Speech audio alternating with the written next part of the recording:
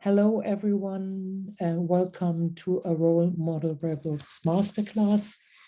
For those of you who don't exactly know what we are doing because you joined via the LinkedIn group, Role Model Rebels is a group in the meantime of more than 1,000 women, C-level, mid-career women, and graduates from around 42 countries, mainly from Europe. And we start to train people on the burning topics of our times, meaning digitalization, but also we're doing masterclass, we're doing group coaches, but we also have one-on-one coaches for our members. And those who haven't found out yet, please do us the favor and go to our website. And having said that, I'm very, very happy to welcome today Professor Violeta Curiel from Romania. And I'm really absolutely excited that she is with us here. And I tell you, ladies, we are meeting the super CEO from Europe. And, having said that, I really welcome Violeta. And for you guys, so you know who she is, I said the super CEO. She has an academic background, of course, studied Harvard Business School, and she started basically as a CEO for ING in the life insurance business in Romania. Then she became a CEO ING business development in Romania and Amsterdam. After that, for 11 years, she was the CEO and chief restructuring officer for AXA, and she used to work in Spain, in Paris, in Portugal. And of course, she was running international projects around the globe. Violeta is a star in Romania. If you just type in her name, people are really thrilled about, but not only in Romania, but especially because she's also running a professional women network in Romania. Having said that, Violeta is giving us a presentation about leading teams beyond COVID-19 pandemic, and it will be around 42 minutes. Please feel free to raise and ask your questions. If time allows, we are going to ask them during the presentation, but we will, of course, have a chat afterwards. Andrea, who is joining us from London, you all know this. She's today, unfortunately, mute. We don't know why, but she's running the whole session via the chat. And having said that, Violeta, the floor is yours.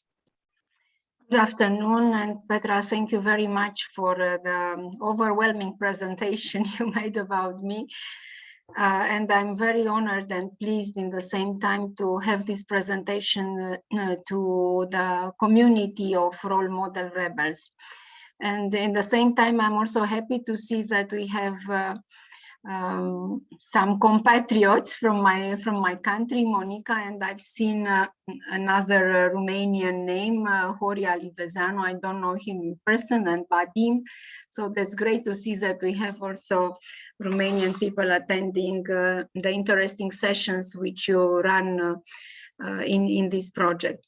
So today I will describe a little bit about the changes which came in our lives in the last 2 years, more than 2 years now, and the disruptions which were creating during these 2 years given the pandemic of COVID-19, which in the same time disrupted a lot, not only the economy, the political life, the social life, but also the corporate life and our individual lives as well. If we go through this presentation, I try to summarize the main characteristic, because this is a topic of which covers everything, and it's very difficult to summarize it only in 45 minutes, because it touches upon all the areas of the life we go through. So many economic areas and sectors have been impacted. What kind of impact? Some of them, and the large majority, had really big problems in continuation of their business. And there are, you know already that several of them suffered severely even interrupting their business or going it to a very minimum level, which created big losses and also difficulties for the employees and for the leaders. Areas like everything which had to do with mobility, both for the business and for the personal interest, like tourism, but international transportation, airlines, automobile, oil and gas, energy equipment, tourism, specialty retail, leisure arts, they had suffered a lot. Less have been impacted other sectors like communication equipment. Everybody had to adjust to the new way of communication, being confined at home in most of the countries. And for this reason, everything which had to do with the IT systems, communication, were less impacted. Some of them even developed further, especially on the software side. And given the health sector, which has been shaken fully, what meant healthcare equipment supply, pharmaceutical were less impacted or even developing. Growing sectors very much due to the same reason that we were confined: e-commerce, courier, telecom, tech companies, financial services, everything that had to do with the online media have been had a big increase. Of course, digital economy increased a lot, and I'm not speaking only about, let's say, online shopping and stuff like this, but also for the continuation of the business of the companies. I can give examples of some of the entities I know very well who were struggling to implement the end-to-end process in their activity for using the digital, and they struggled for years, and in order to continue the business, they succeeded to do it in 2 or 3 weeks, which means that everything is possible. And in the crisis, you have to mobilize all the resources to make things work continuously. We've faced the changes in distribution models, in the customer expectations, and especially customer behavior, which had also consequences on different sectors of the economy and of the business. Disruption in value chains, new work patterns with a lot of hybrid work, work from home at the beginning, which later became, and in our days, hybrid work, more flexibility. We faced transformation of the healthcare systems, the resilience of the government and local authorities, which had to mobilize and to change completely their and the priorities in their political and economical strategies, and of course, new risks which came with them. All this, we could see that it was added a very profound psychological and behavioral impact on the people around the world, mainly due to the lack of security. They felt, especially in the terms of jobs, in terms of their income, and also the isolation, the social isolation had a very big impact, created a lot of mental problems, to which most of the companies reacted by giving the right support. And here I think it will be very interesting to see that the cultural element in each country, in each type of culture, in many countries represented an obstacle for people to use the psychological support, even of course on an anonymous basis, because it was not considered, people were afraid to show that they have some weaknesses which were generated by any reason, in this case by the situation of the COVID. What all this situation meant for the companies? First of all, it's about a complete change of the context, which forced the companies to change, to review their strategies, and to adapt very quickly.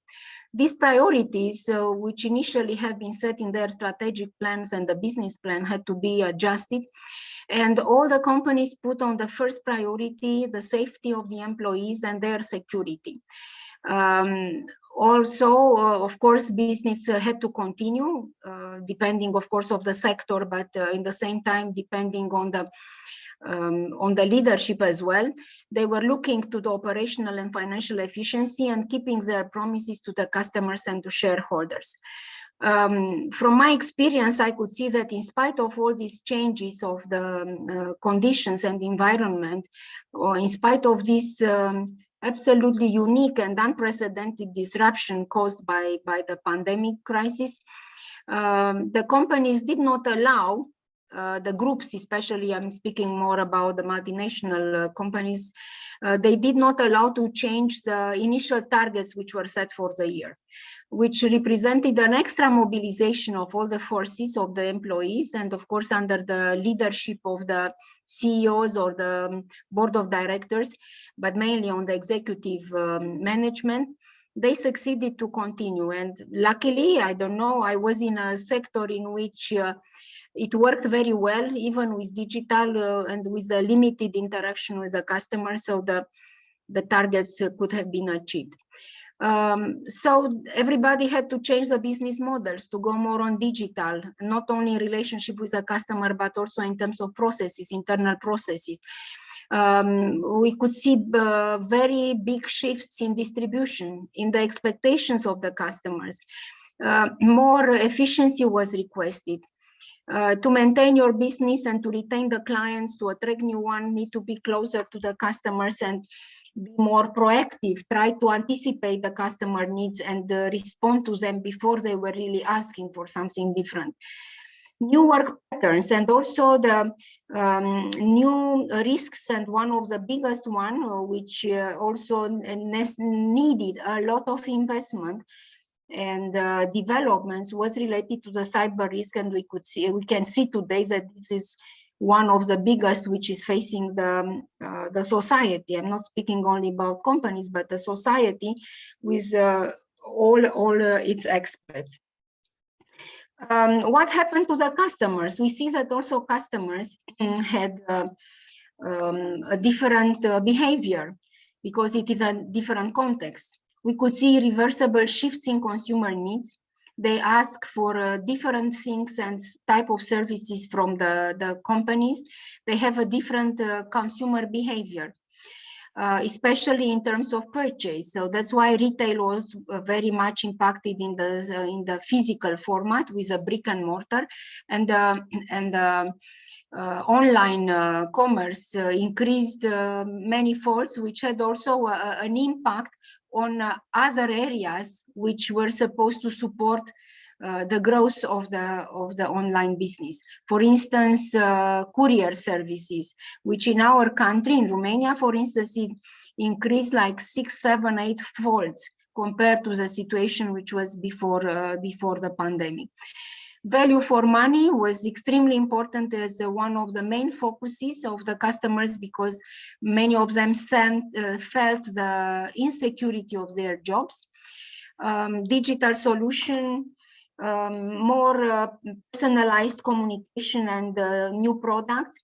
And one of the most relevant aspects in consumer behavior and in their expectations was related to the creation or consolidation or creation and re-emphasizing the build of the trust with the consumers, between the consumers and companies. Communication was key, and that's one of the most important elements in every crisis and at every level. And of course, on the customer side, it went the same.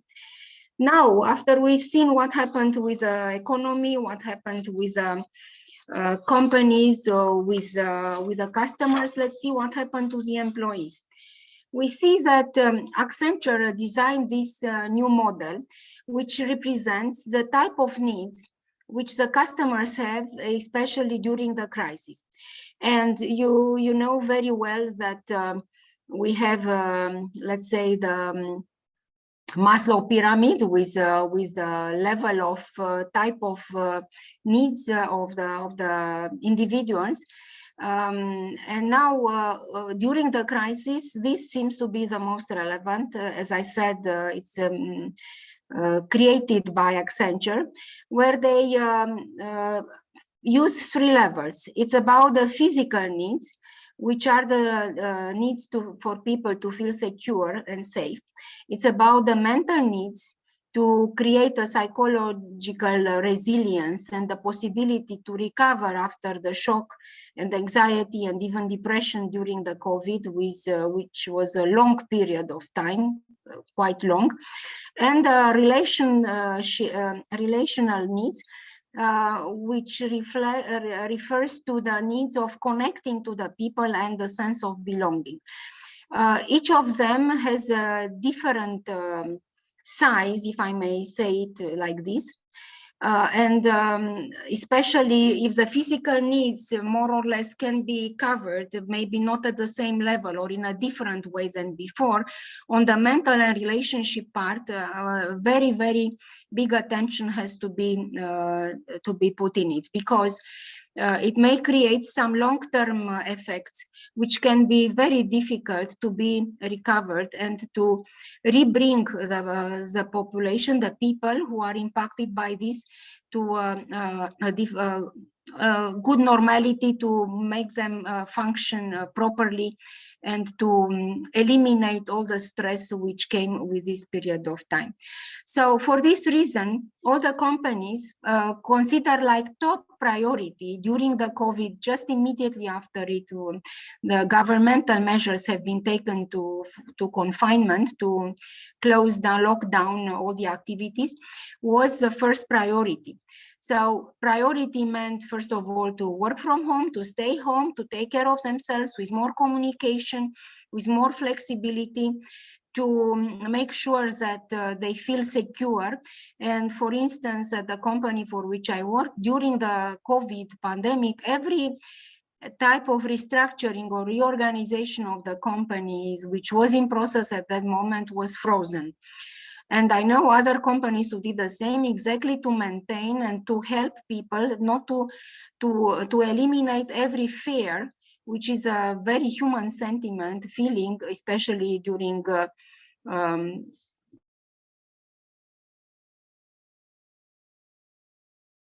more and permanent and focused communication was necessary. And the companies had to keep the contact, especially in terms of giving back the people the sense of belonging to the organization, keeping the cohesion of the teams, keeping the sense of being part of a team, and eliminate the fear of isolation, and being from very many perspectives, and talking to the former colleagues or people I know who worked in other companies in Romania or in other countries during the pandemic, work from home meant much more theoretically you were available all the time for the job. It represented an extra effort, extra energy, combined also with a family situation, especially for the women having children. School was also done from home, so this created extra stress for people. So for this reason, fatigue and anxiety were new risks which came during the COVID situation. And the companies offered, as I mentioned earlier, medical and psychological support to show the care which the companies had for their employees, and also to represent a new way of motivating and keeping the people engaged. Engagement, unfortunately, in time decreased. It was not at a very high level all the time. And it came also with all this anxiety and all the reasons, more concrete and small elements, but which altogether created these difficulties for the employees. Good. If we go further, what were the implications for the companies? Of course, companies had helped their people, but in the same time, they have to deliver on their results. Every company is a profit-oriented entity. It's not a charity. It's not shareholders expect value, expect returns, expect dividends.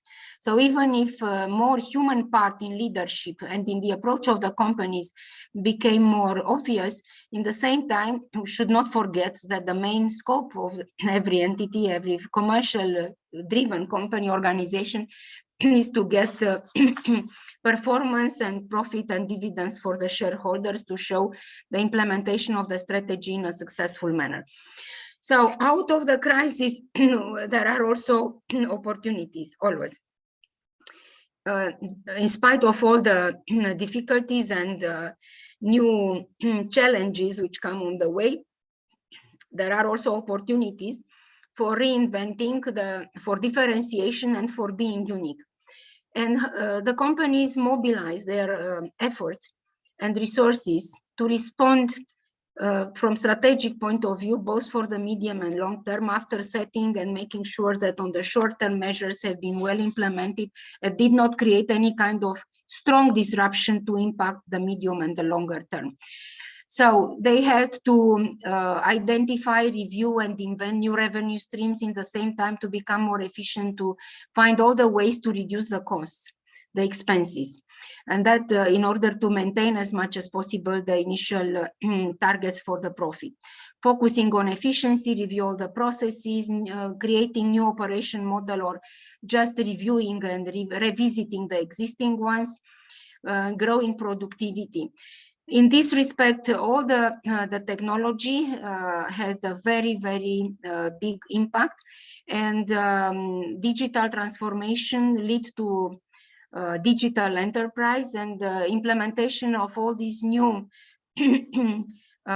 technological discoveries and creation, fantastic, like artificial intelligence, machine learning, Internet of Things, data analytics, had a very big and positive impact with results for medium and long term. So it means that they could, or they should, and most of them could, realign their priorities and change the priorities, and change the speed of implementation of such major projects. And what is important, prepare the workforce for the new world. People are asking different things now.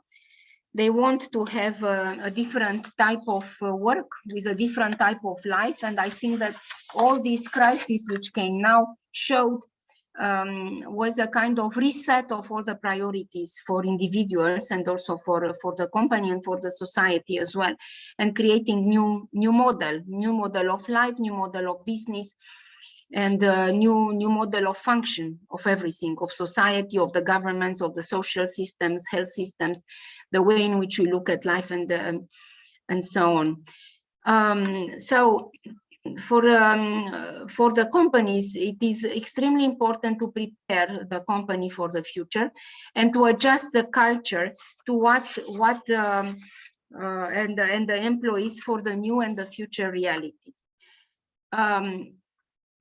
Every time there is a statement or a theory, let's say, which is valid, and even more right now, Professor Michael Eugene Porter from Harvard Business School, who is one of the most reputable professors in the world in terms of business and strategic management, he says that there is a big difference between being the best and being unique. To be the best is defined like being number one, focus on market share, serve the best customer with the best product, whatever best means, compete by imitation. So at the end, for the business or in the society, in the country, in that area, it's a zero-sum competition, because if somebody wins, somebody else has to lose. At each of these of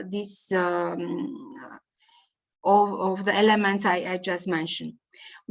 To be sustainable and to have a very good result and sustainable for the long term, and gives the sustainability also in time, is to be unique. And that would be the solution, which means to earn higher returns, to focus on profits and not on market share, to meet the diverse needs of target customers, and to compete by innovation. And in this situation, if you put at least these 4 elements, you can get a positive sum competitions in which you can have multiple winners and many events, each of them developing in his own area.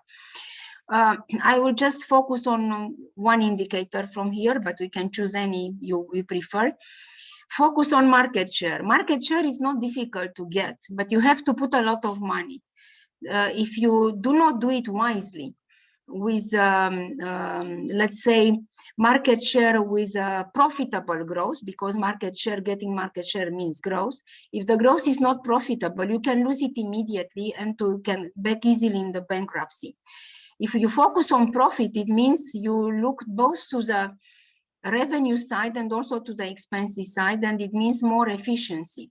And unicity comes together from all these elements, but mainly in these terms where the technology development and the evolution of the business in every sector, innovations is the one which makes you unique, not imitation. Imitation just gives you an advantage for a short term, while innovation can give you a position which is for a longer term and helps you to get these results sustainably and to differentiate yourself on the market for a longer term. Violeta? Yes, please, Petra. May I just jump in here, because do you have examples for be the best and be unique? Let me think. I think yes. For instance, if we look to a company like new business models mainly, yes. If we look to Airbnb, it's a company which is completely disruptive in the market. Yes, it is a company which it's one of the largest accommodation opportunities in the world without having any assets. So this is unique. They can earn high returns. They focus on profits. They don't invest big things except in a platform to make sure that they have all the, the technology in place to serve the customer, to analyze the data, to offer the best, to create new products and target the right customers for different campaigns.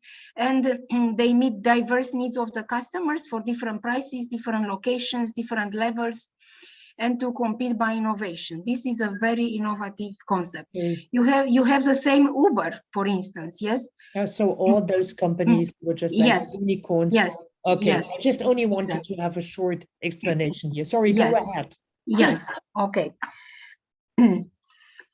So what is different now? Life is already different. Now think about how we lived 3 years ago and how we live now. Is it different or it's the same? I think it is now very different. And a new world has emerged, and then the adjustment, it's absolutely a must. And if I speak adjustment, it's not only adjustment of the business and our lives, it's adjustment of the whole, let's say, environment. It's about adjustment of everything. It's not about it's about how we interact with others, how our priorities are in life. It's about how we do our shopping, how we go on the trips, what our criteria is to make any kind of choices. What about the business? How do the business will adjust and will be led in the condition when people want less to come to the office, when they still have a lot of office space and they have to change it to reduce, it will impact the real estate industry and so on and so forth. So every changes has an impact. So it's actually recreating a new system. So I'm sure that everybody knows about this VUCA environment, which is a concept which was invented in the military, in United States military. And it's about a very complex, volatile, ambiguous, and uncertain environment. And each of them has a very big impact on the way in which we have to anticipate or to adjust in the moment we do not are not capable to anticipate. This environment, which usually in VUCA terms, as I said, used in the military area, becomes now a reality for us.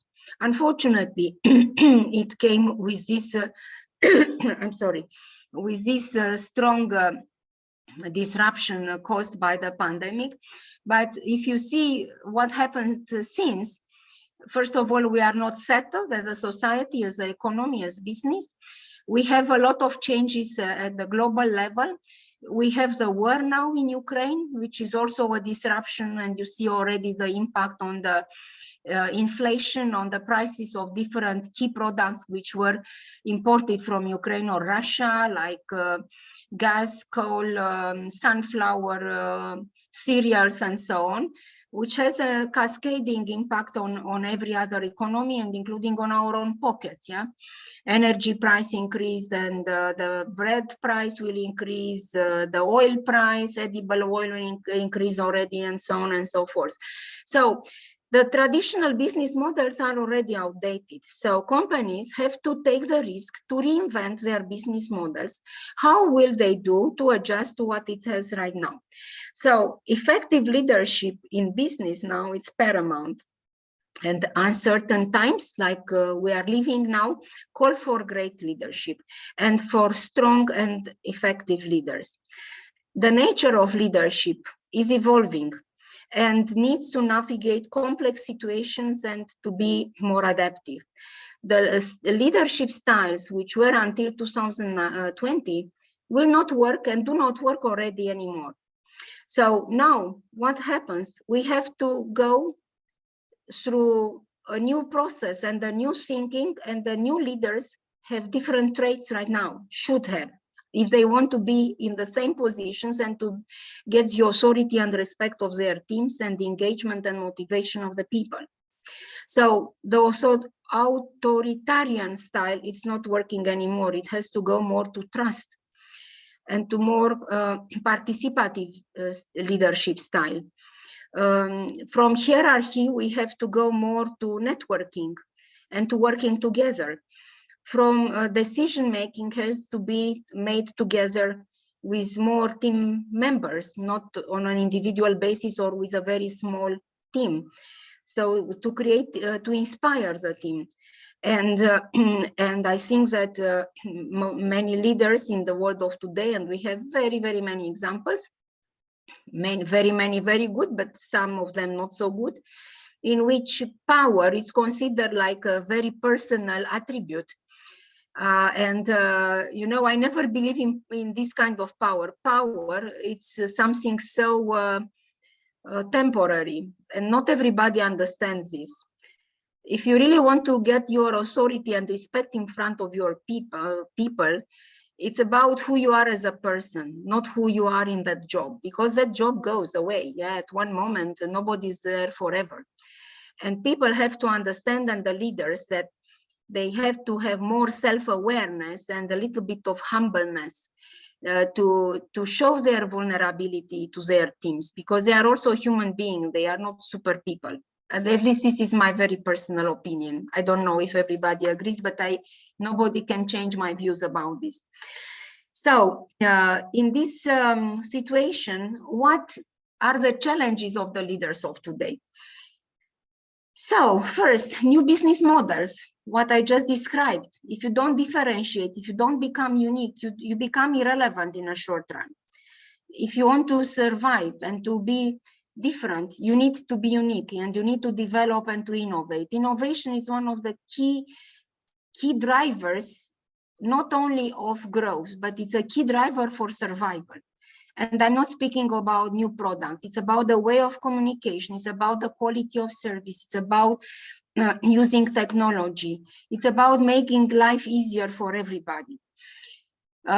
We have new risks, so it's one of the biggest challenges of the leaders of today.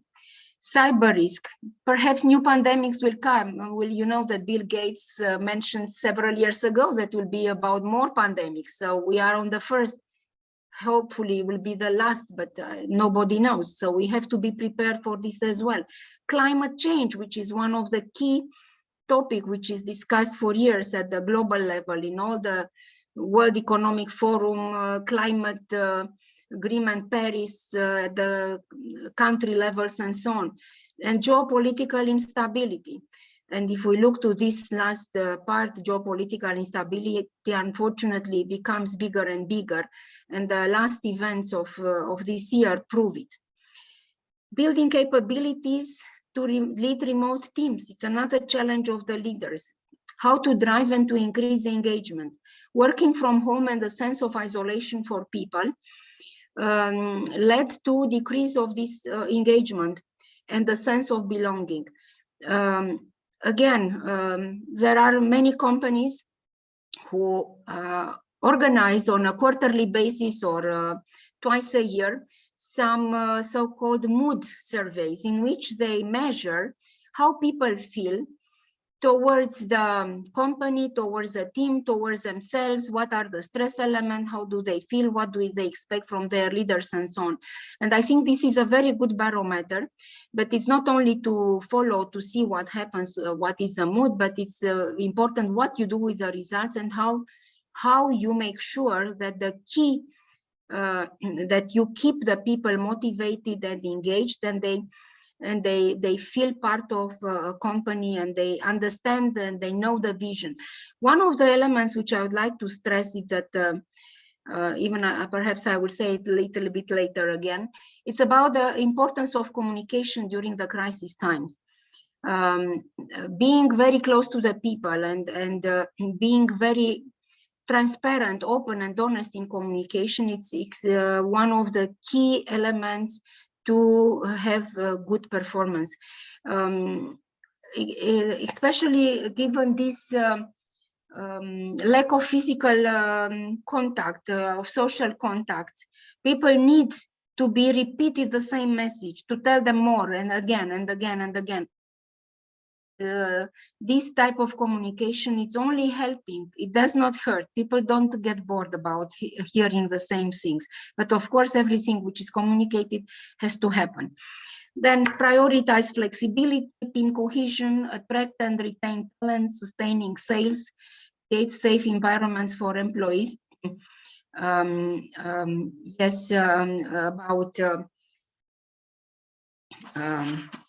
Sorry, I cannot. Okay, yes, and good.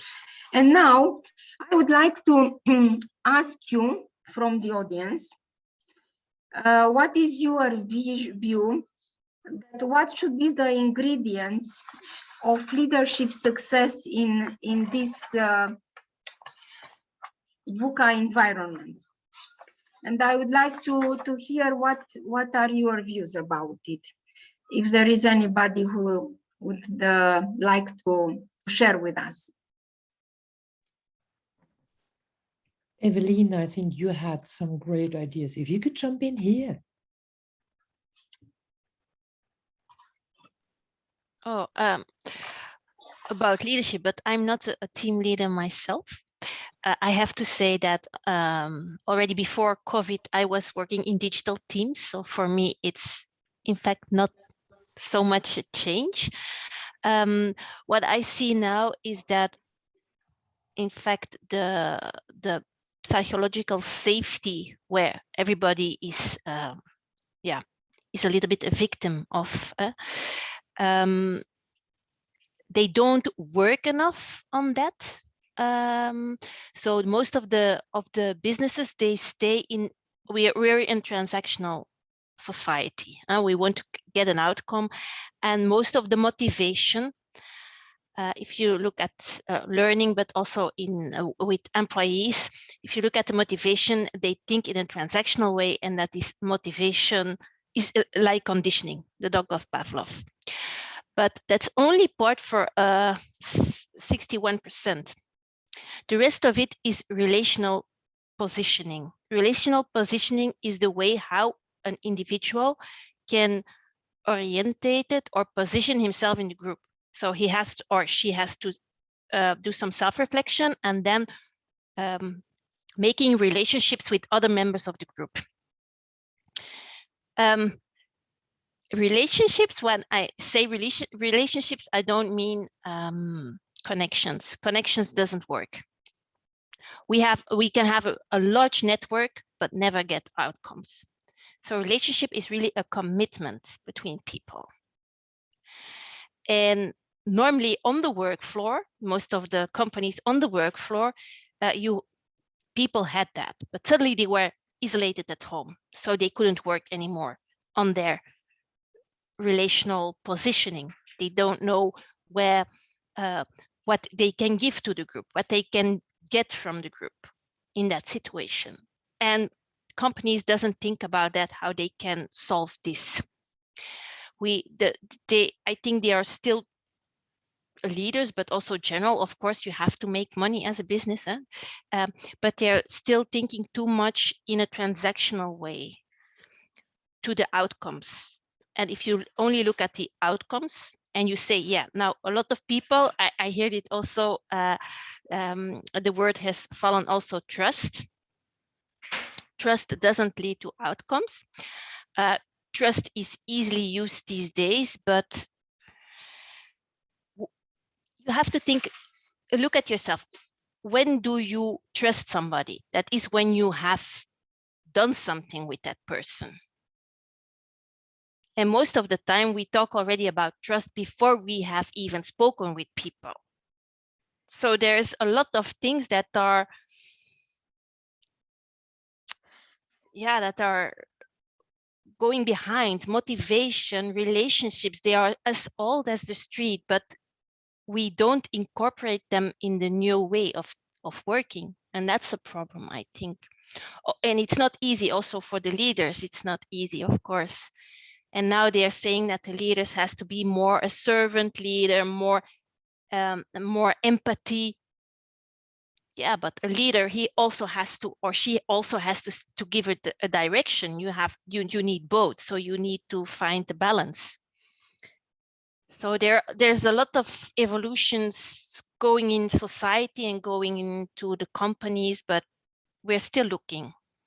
And yeah, that's what I have to say, but it's really general, maybe too much. Thank you very much.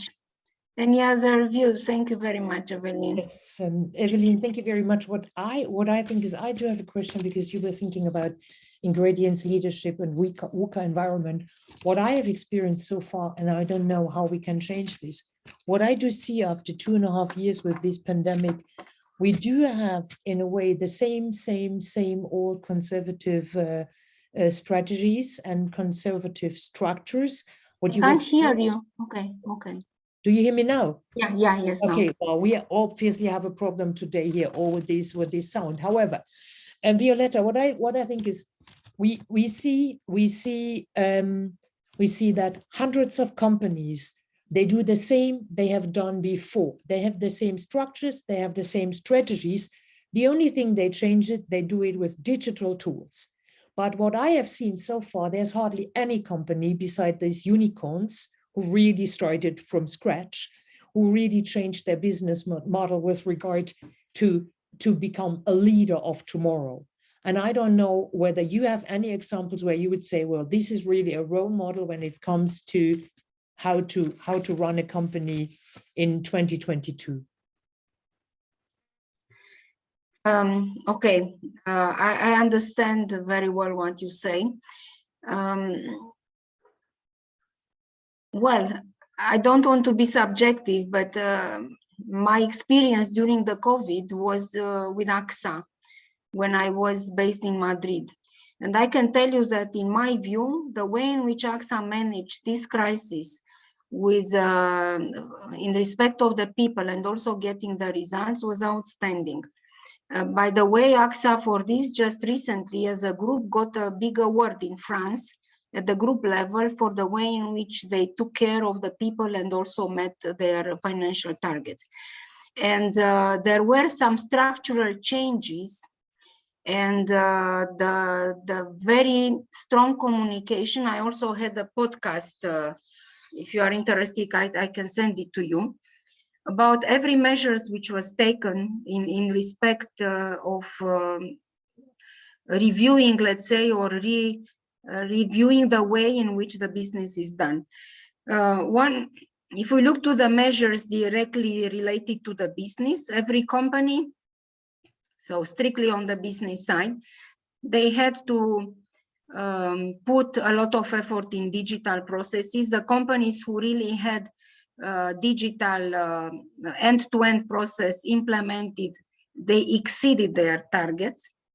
The ones who did not have it, they were forced by the situation, not by the group, to finalize it and to make it work in a very short time. Otherwise, they would have missed a lot of targets. Yes, please. Can you just give us really hands-on example? What exactly did AXA do to manage this crisis? Yes, I can do it, of course.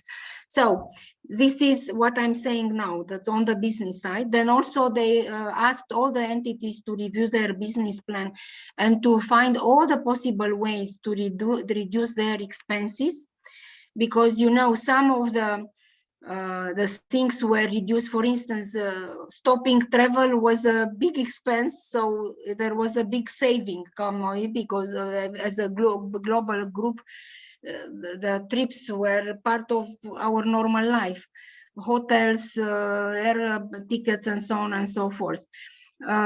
Communication online and so on, finding ways to reduce other type of expenses, for instance, face-to-face training to move online.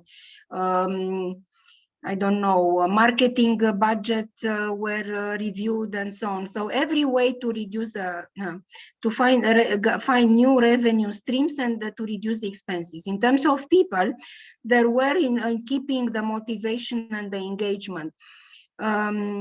Weekly meetings with all the staff online, communicating everything which happens and keeping updated with all the businesses, all the entities. I mean, I'm speaking because I was on a global division, but that happened in every company. Putting,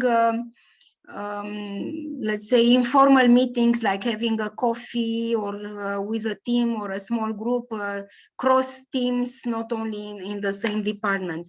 Having telemedicine and teleconsultations online for the customers on the expenses of the company, but free for customers and free for the employees and the distributors, for every type of situations. I don't know, even paying the medicines for them. Even most of them, especially employees, were covered by the insurance policies.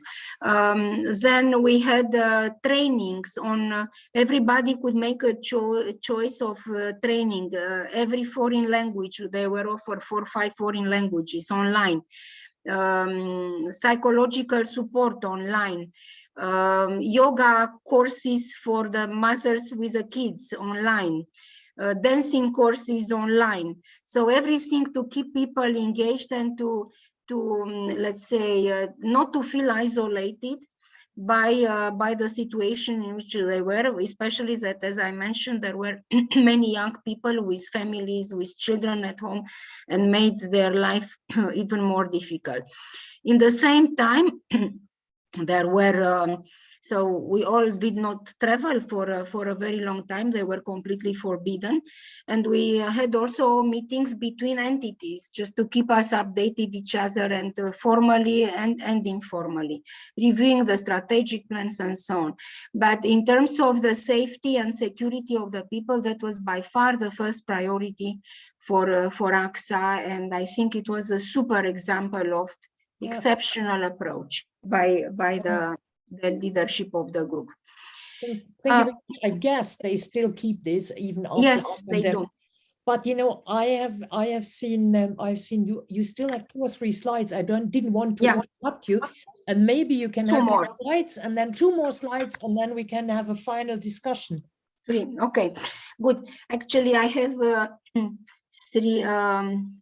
Let me see, okay, one is just about this kind of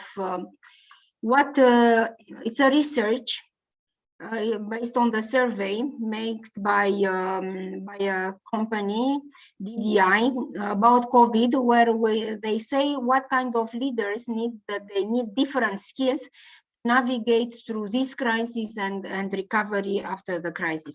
So as you can see, almost 74% of the people of the interviewed guys were saying that we need different skills for the leaders to go through the crisis and recover the companies. So the old leadership styles is not valid anymore. So 2 more slides.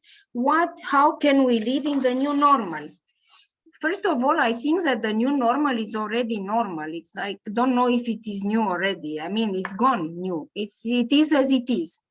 So in the normality of today, which will stay in the future unless big other new disruptions will impact, we realize that this pandemic revealed and accelerated a number of trends that will play a substantial role in the shape of the future global economy and in the business as well. So leadership will have a different meaning now compared to what it was 2 years ago. And that's why we need different profiles of leaders. First of all, from leader who was more directive, or I don't know if necessarily, because we have many different leadership styles, but it has to transform from whatever type of leader was, more to a coach and more to advisor, to be closer to the people, more empathic, and very important, to lead by example, to show the values in their every moment, behavior. And every decision has to be put in place and the promises to be delivered. So the values should be also alive through actions and through everything that you can see, because a leader is a symbol also. It's not the CEO of a company, he's a symbol, and he's a that symbol communicates something to the people. It's not how much he speaks, it's about how he listens, not what he hears. It's a difference between listening and hearing. Listen means that you have to be engaged in the communication and to be active and to notice and to communicate not only through words, but from every gesture, way you look at people. So talking is not too much. It's just a part of the whole process. Hearing, it's passive. You hear, but you don't, does not go into your head. So listening is one of the key traits which the leaders of today have to have. So I will not go through all this. I just want to say that it's a completely new profile of leadership, which is necessary today. And changing the role, as I said, more towards coaching, to lead with transparency, with confidence, with care for people, and to be curious and to be close to the people.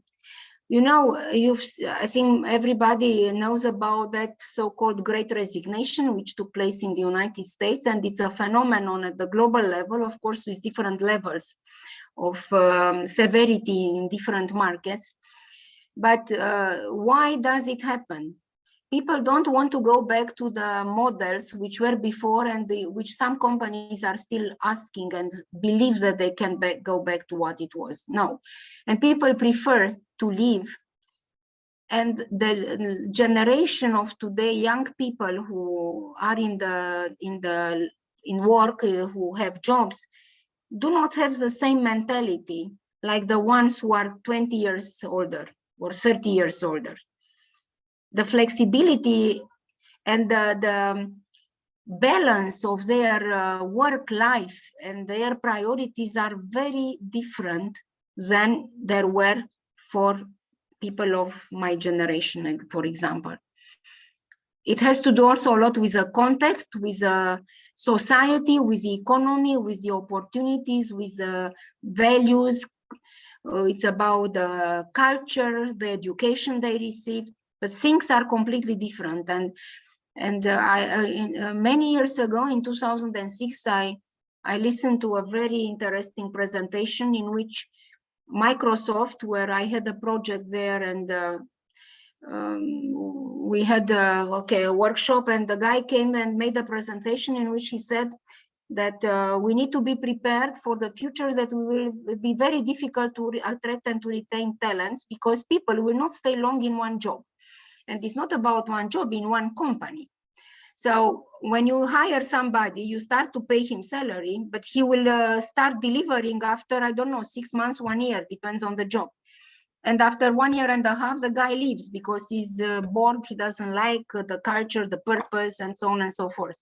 So then it is a loss for the company, and that's already happens. Accelerated maybe somehow by the crisis, but I think it would have been anyway. At that moment, 2006 in the United States, the average duration of one guy to stay in one company was 3 years. In Europe was like 7, 8 years.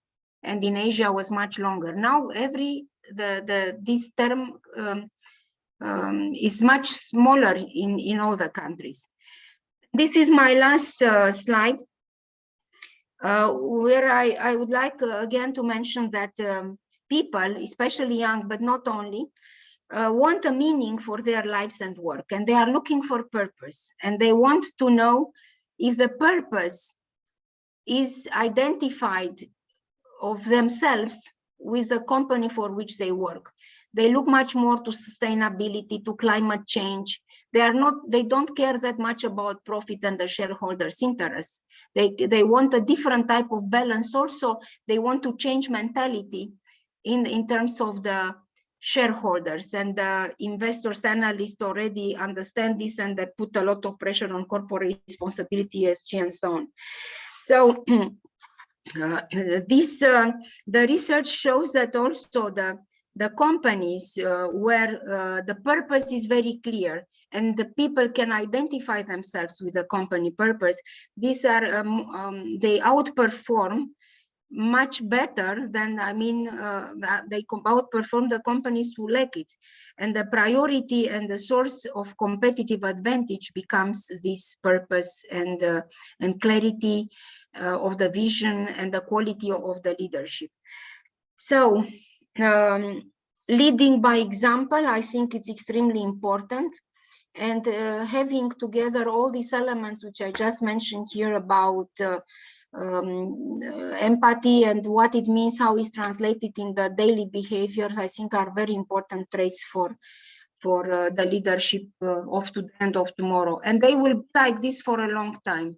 And any type of disruption which could be in the future, I think will more accentuate, will make them even more stronger in terms of importance. And that's everything. And I want to thank you very much. And that's all. And I think it took a little bit longer. I apologize for that. Violeta, we have to thank you. And you know what I would like to tell everyone who's on this call, Violeta is also one of our role models. So Violeta is available for a coaching session, 30 minutes, if you just would like to get more information. And I know people are from HR here on this call, so, and they are also members, so you can book Violeta or send an email. Either, I don't know whether Violeta, whether you already have established your... Not yet, but I will do it. She will do. So we have Yes. the Hello Sophia platform where you can directly have a session with Violeta, and we really have to thank you. And it is 6 o'clock. However, if there is one last question, I'm very, very happy to that Violeta is answering this question. Other than, if there's no other question, you can reach her on our platform. You can reach her on Hello Sophia. And Violeta, I really have to thank you. It was super interesting. And I'm really curious, a year from now, we should have a panel discussion with you and some other people from leading companies and just asking what has really changed. Yes. You know, you were mentioning the travel ban from AXA, but basically there was a ban from the pandemic, not from AXA. It was not invented by AXA. However, I think it would be super interesting to have a look at those leading companies. What have they really changed? And we have a panel discussion. I'm really curious to get to know this. And is there any question in the room? Is there anyone who would like to ask a question? Then raise your hand. And if is this not the case, then I would say, everyone, thank you very much for joining us today. And Violeta, thank you for this wonderful presentation. Thank you. All of you have a wonderful Easter break for those who celebrate it. And we are looking forward to seeing you in 2 weeks from now for a masterclass about medical, about med tech in a way. Violeta, thank you very, very much. Thank you very much. to all of you. Thanks a lot and have a nice evening and happy Easter to all. Yeah, happy Easter. Bye-bye. Bye, everyone. Thank you so much. Bye.